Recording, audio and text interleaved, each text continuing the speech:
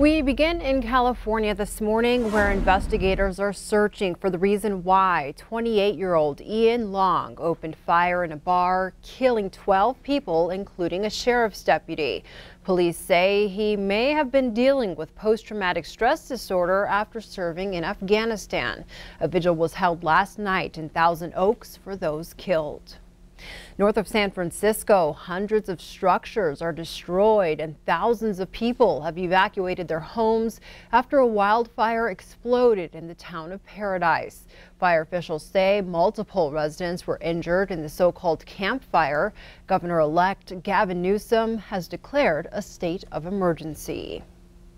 A federal judge has vacated President Trump's decision to issue a presidential permit for the Keystone XL Pipeline, putting the future of the project up in the air.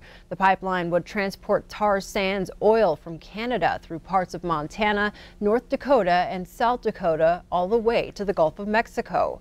Judge Brian Morris ruled that a number of issues have not been adequately considered, including the effects of current oil prices on the viability to the project, the effects of greenhouse emissions, and an updated modeling of potential oil spills and mitigation measures.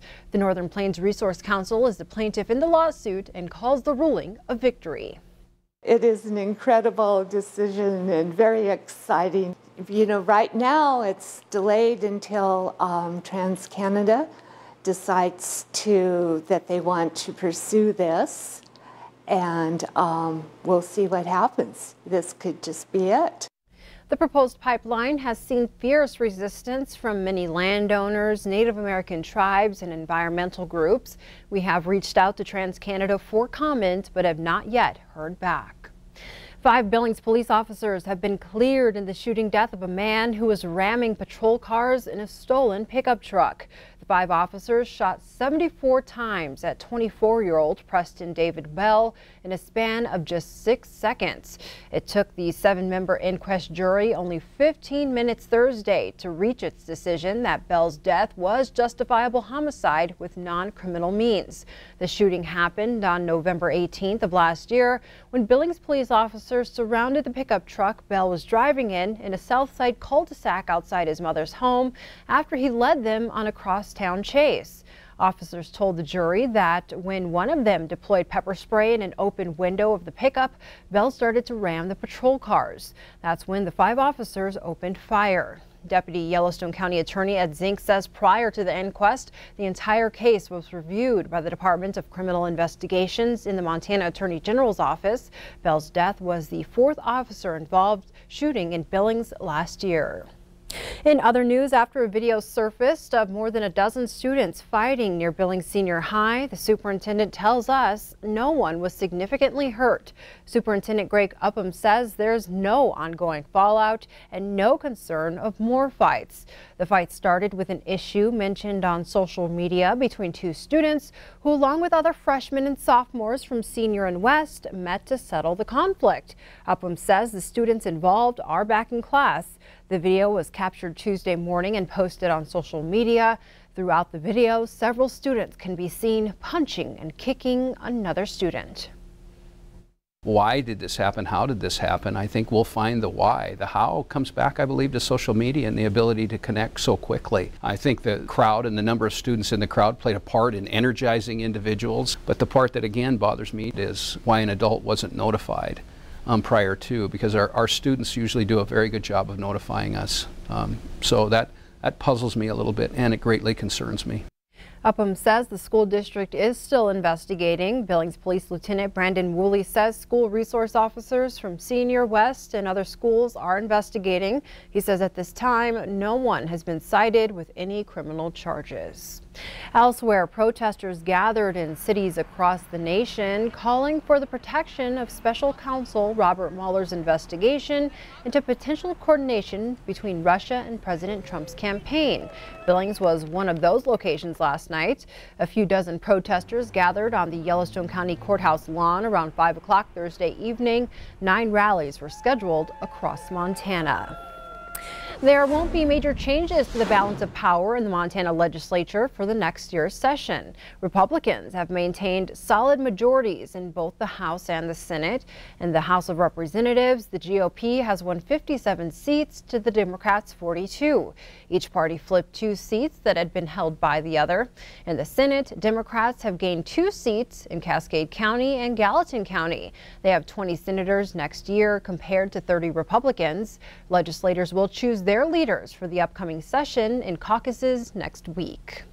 A recount is likely in Musselshell County in the race for sheriff with just a 10-vote difference. Sean Lesnick, who is the current undersheriff, got 1,137 votes in the election. Write-in candidate Ronnie Burns has 1,127. The county clerk and recorder says there are also 7 provisional ballots that still need to be counted by Tuesday. The race for Musselshell County attorney is already flagged for a recount on the Montana Secretary of State's website.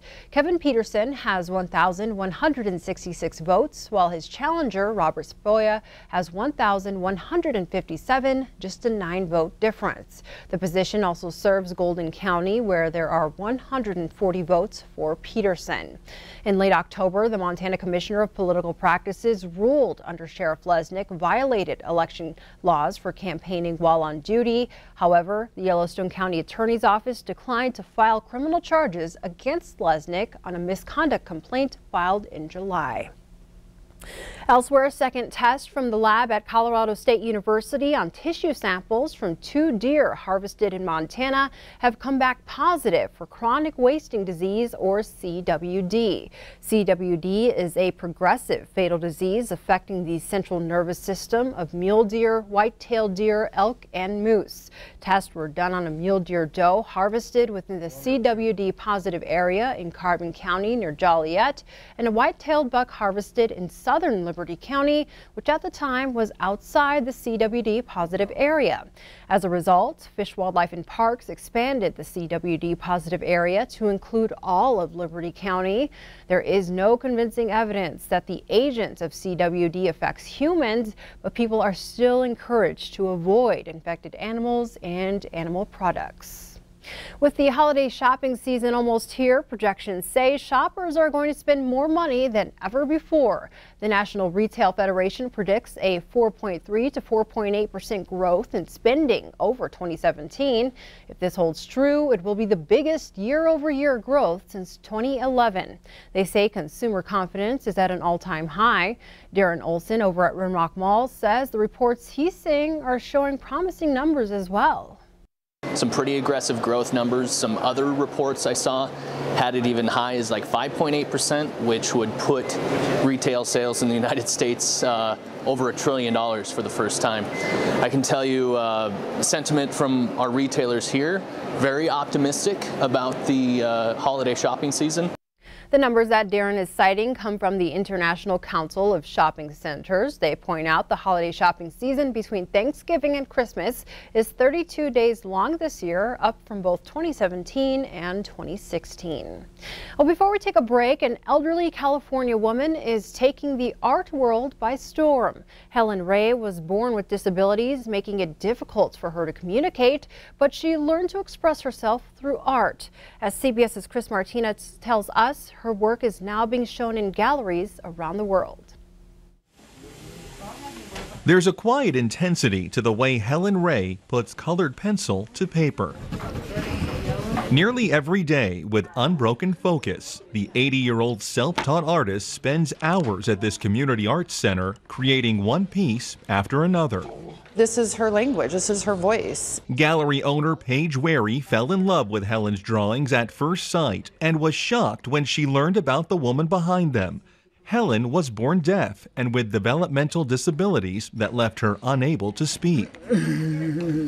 She didn't discover her love of art until she was in her early 50s and has since created hundreds of drawings, many reflecting her love of fashion.